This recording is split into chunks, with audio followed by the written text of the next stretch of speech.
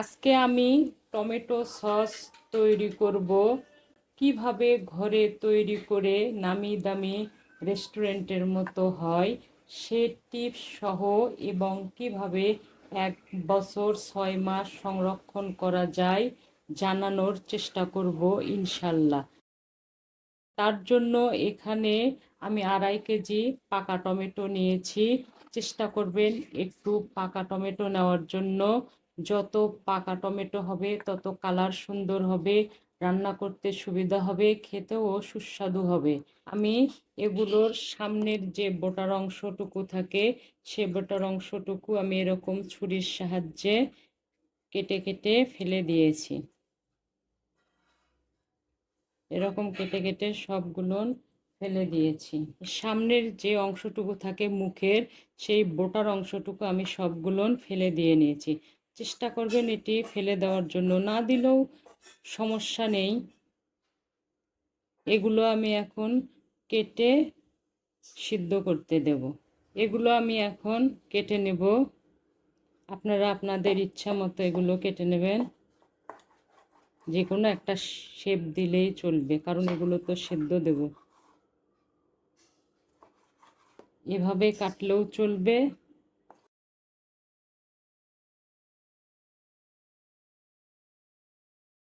এভাবে কাটলেও চলবে। কাটার কোনো নিয়ম নেই, কারণ সিদ্ধ দিলে সব কিছুই সিদ্ধ হয়ে যাবে। আমি এখন এভাবে সবগুলো কেটে নেব, কেটে নিয়ে সিদ্ধ দেব। টমেটো সসের জন্য একটা বিশেষ মশলা তৈরি করব। তার জন্য এখানে কিছু আস্ত মশলা নিয়েছি।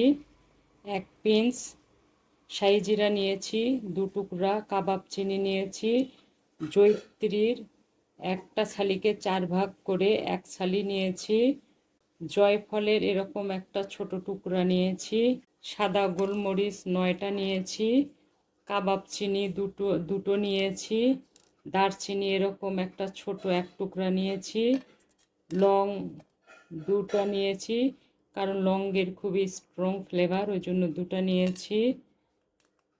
স্টার অ্যানিসের এরকম 2টা পাপড়ি নিয়েছি, এটারও খুবই চড়া ফ্লেভার, ওই জন্য 2টা পাপড়ি নিয়েছি।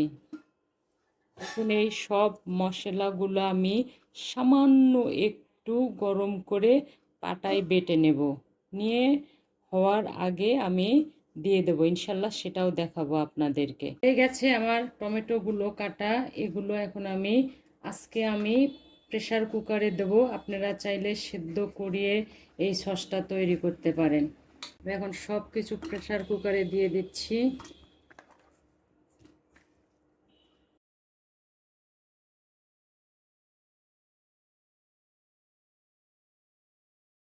এক চামচ লবণ দিলাম, পরে আমি চেক করে দিয়ে দেব। 5টা শুকনো মরিচ দিলাম, 2টা মিডিয়াম সাইজের পেঁয়াজ কুচি দিলাম, 6 টুকরা আদা দিলাম। এখানে 5 থেকে 6টা রসুনের কোয়া আছে, দেশি রসুন দিলাম। এখন পরিমাণ মতো পানি দেব। প্রথমে 1 কাপ দিলাম, 2 কাপ, আমি 2.5 কাপ দেব পানি।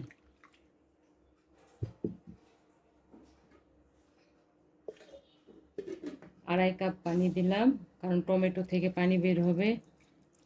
ঢাকনা লেগে দিলাম।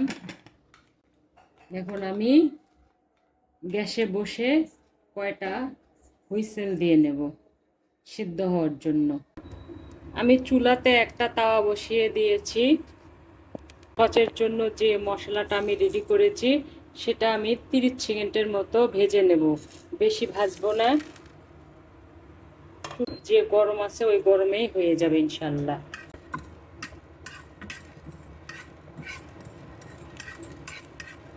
এখান থেকে একটা গন্ধ এলেই আমি এটা অফ করে দেব।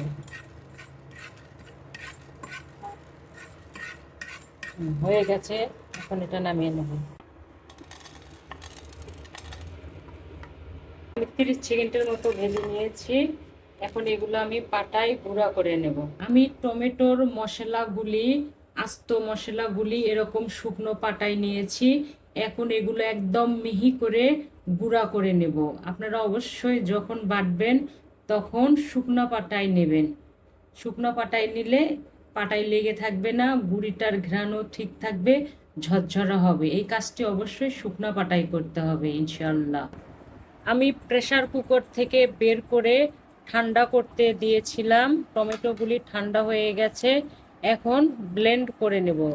আপনারা যদি এই অবস্থায় ছেঁকে নেন তাহলে অবশ্যই গরম অবস্থা থাকতে ছেঁকে নিতে হবে, এবং সেক্ষেত্রে এই ঝালমরিচের ভেতর থেকে সুন্দর করে ঝালগুলো বের করে নিতে হবে। আমি ঠান্ডা হয়ে গেছে, এখন ব্লেন্ড করে নেব। আমার ব্লেন্ড করা হয়ে গেছে, এখন এগুলো আমি একটি ছাঁকুনির সাহায্যে ছেঁকে নেব।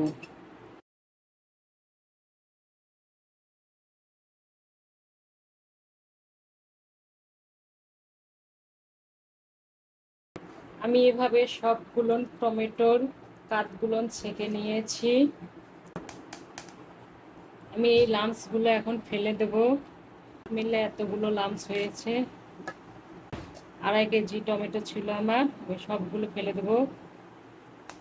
কালারটা অদ্ভুত রকমের সুন্দর এসেছে, লাইটের কারণে বোঝা যাচ্ছে না। আমি রাত্রে এটি করছি, আমার এখানে লাইট কম।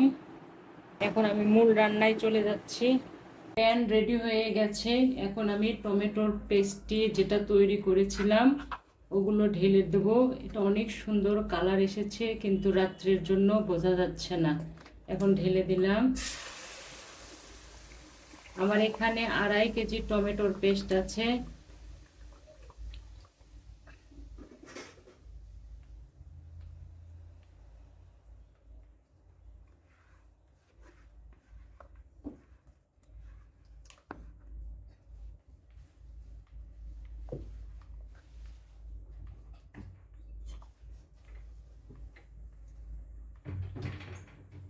এখন আমি 3 চামচ মরিচের গুঁড়া দিচ্ছি।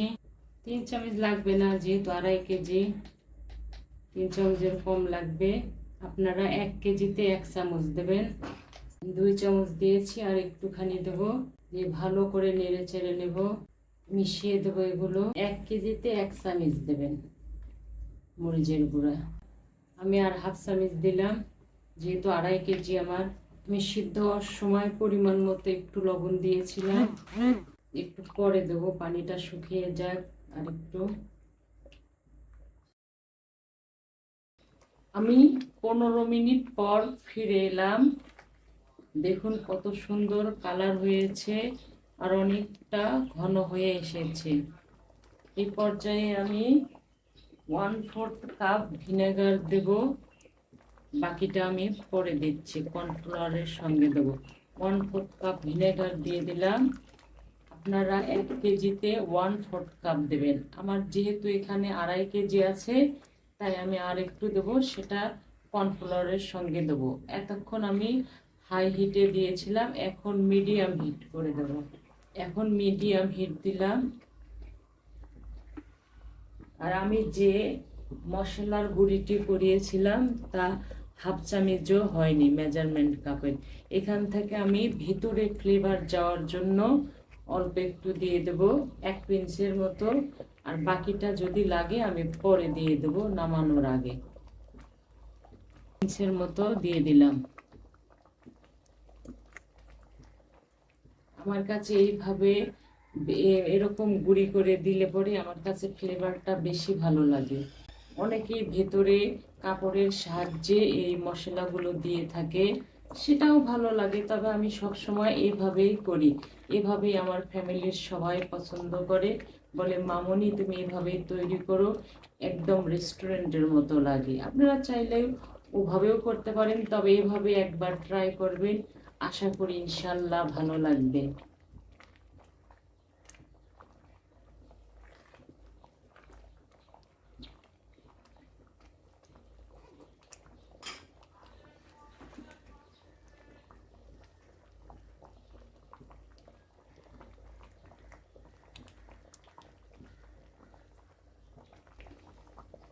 আমি 1/4 কাপ চিনি দিলাম 2.5 কেজির টমেটো সসের জন্য।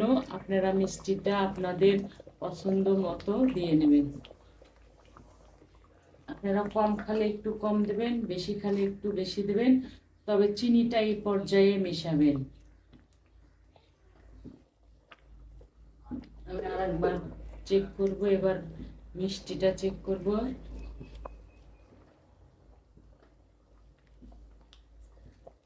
পনে 1 কাপ দিয়েছিলাম, এখানে 1 কাপ মিষ্টি লাগবে।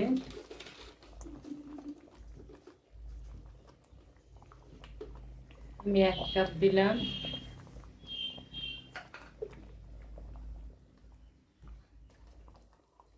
এখন আমি 1 চামচ, হাফ চামচ করে আমি 1 চামচের মতো বিট লবণ দেবো। 1 চামচ বিট লবণ দিলাম। বিট লবণটা আপনারা অবশ্যই দেবেন, তাহলে এটি খেতে রেস্টুরেন্টের মতো হবে, স্বাদটাও ভালো হবে, গন্ধটাও ভালো আসবে।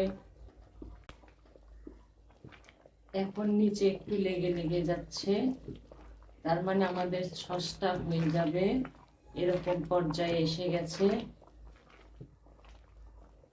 এখন একটু অনবরত নেড়ে দিতে হবে। কালারটা কত সুন্দর এসেছে দেখেন। আর ওই মশলার গুঁড়ি দেওয়ার জন্য একটা ফ্লেভার এসেছে, খুব সুন্দর লাগছে।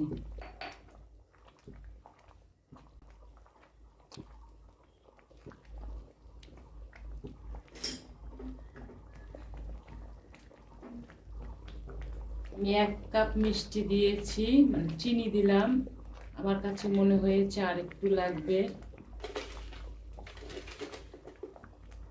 এবার আমি 1/4 কাপ দিলাম চিনি।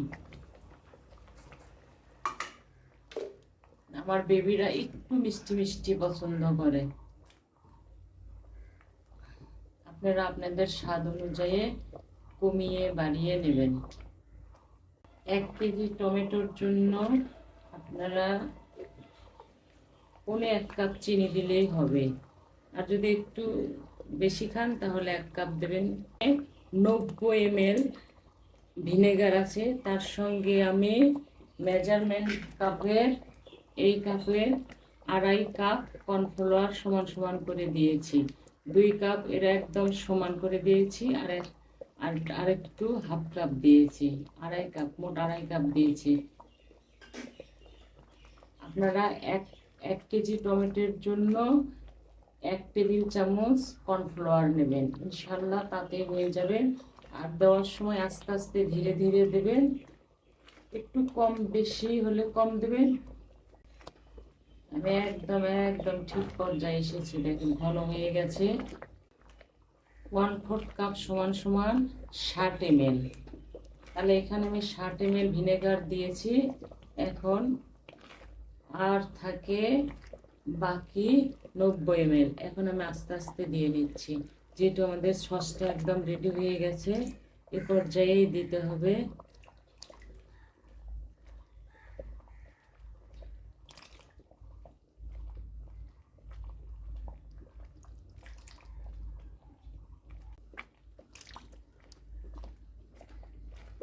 এখন এগুলো সুন্দর করে মিশাতে হবে। আমি জালটা একদম কমিয়ে দিয়েছি, কারণ কর্নফ্লাওয়ার দিলে কখনোই জোরে জাল দেবেন না, তাহলে গলা পেকিয়ে যাবে।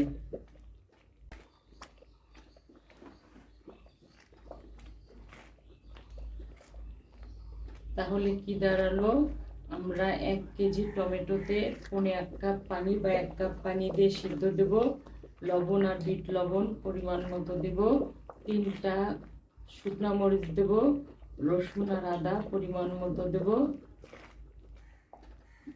কর্নফ্লাওয়ার দেব 1 কেজিতে 1 টেবিল চামচ। ভিনেগার দেব 1 কেজিতে 1 টেবিল চামচ।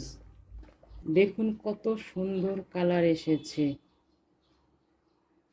এটা এখন অনেক গরম আছে, এটা ঠান্ডা হলে আরও জমিয়ে যাবে। আর চামচ যদি ব্যবহার করেন তাহলে অবশ্যই শুকনো চামচ ব্যবহার করবেন, ভিজা চামচ এখানে কোনো অবস্থাতেই দেওয়া যাবে না।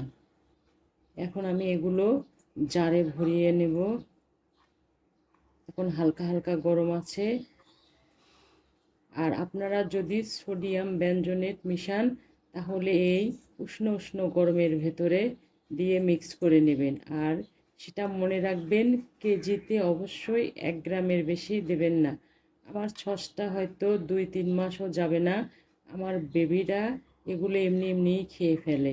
তাই আমি সোডিয়াম ব্যঞ্জনেরটা দিলাম না। আমি নিয়ে এসেছি কিন্তু দিলাম না, কারণ এখানে যেটুকু সস হয়েছে এটা 2 মাস 3 মাসও যাবে না, ওরা সব খেয়ে ফেলবে। ওদের এত পছন্দ এই টমেটো সসটা।